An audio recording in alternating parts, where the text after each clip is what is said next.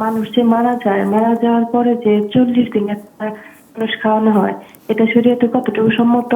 আরেকটা বিষয় হচ্ছে যে মানুষজন বলে যে মানুষ মারা যাওয়ার পরে নাকি তার আত্মা 40 দিন পর্যন্ত বাড়ির আশেপাশে ঘোরাফেরা করে, এটা কতটুকুনি সত্য? আরেকটা প্রশ্ন হচ্ছে যে মানুষ যে মারা যায়, যারা যারা জাহান্নামে যাবে, তারা কি চিরকাল জাহান্নামে থাকবে না তাদেরকে কোনো সময় জান্নাতে দেওয়া হবে?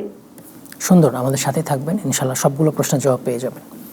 সেটা আমরা জবাব দিয়ে দিই, তারপর আলোচনা যাবো। ঠিক আছে।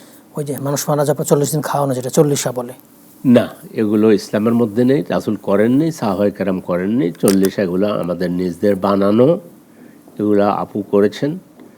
অত্যন্ত গুরুত্বপূর্ণ প্রশ্ন। আপুর মাধ্যমে বহু দর্শক উপকৃত হবেন, দর্শকরা উপকৃত হবেন, আপনারা আবার অন্যকে বলবেন। এগুলা করা ঠিক নয়। মৃত ব্যক্তির জন্য কোনো উপকারে আসবে না, বরং মৃত ব্যক্তির অপকারেই হইতে পারে।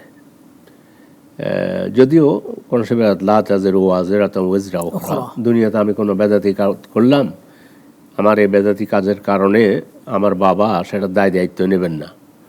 তারপরও কেউ বলছে যদি এভাবে করে ছেলে মেয়েরা, তাইলে কেন ছেলে মেয়েদেরকে শিক্ষা দিয়ে গেল না? জি জি, এই দৃষ্টিকোণ থেকে বলছে আর কি, এই সমস্ত বেদাতি কাজ করলে।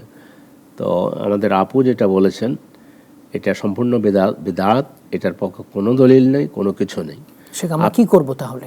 আমরা, আপনি যেদিন মারা গেছে সেদিন থেকে আপনি 40 দিন পর্যন্ত অপেক্ষা করবেন কি জন্য? জি, সেই দিন আপনি ফজর তাহাজ্জুদ সালাত আদায় করেন, আল্লাহর কাছে কান্নাকাটি করেন, তার মাগফিরাতের জন্য, মাগফিরাতের জন্য দান খয়রাত করেন, তারপরে দোয়া করেন, সাদাকা জারিয়া করেন, সব জায়েজ। আর সেটা 40 মিনিট পর থেকে হইতে পারে, মারা যাওয়ার পর। জি জি, জীবিত থাকতে তো হইতে পারে। আব্বু মারা গেলে এটা সাদাকা জারিয়া করে রাখলাম, নির্দিষ্ট না করে যে কোনো দিন খাবারও দিয়ে দিতে পারেন, সেটা পারে, নির্দিষ্ট করা যাবে না। 40, 39, 41 কিছু নেই। এটা অন্য ধর্ম থেকে আসছে, আপনি 10 দিনের দিন, 15 দিনের দিন, কোনো দিনক্ষণ ঠিক নাই।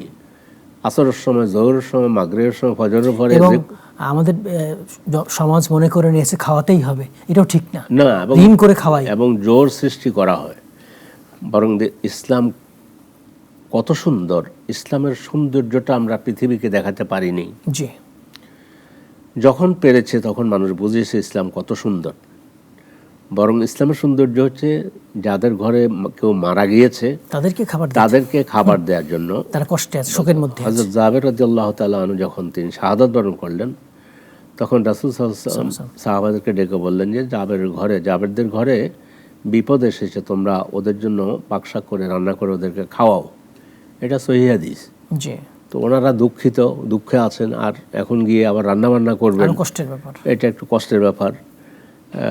সব মিলে শোকাহত, সেই হিসাবে ওনাদেরকে খাওয়ানোর জন্য বলা হয়েছে। তো সেটা সবসময় 3 দিন পর্যন্ত। উল্টে গেছে, এখন 4 দিনে খাওয়ায়, 40 দিনে খাওয়ায়। এটা উল্টে গিয়ে আমরা শয়তানিটাকে গ্রহণ করেছি আর রাহমানিটা বাদ দিয়েছি। রাহমানি মানে আল্লাহ এবং রাসূল যেটা, আল্লাহ যেটা বলেছেন। জি, এই দৃষ্টিকোণ থেকে এটা করা ঠিক না।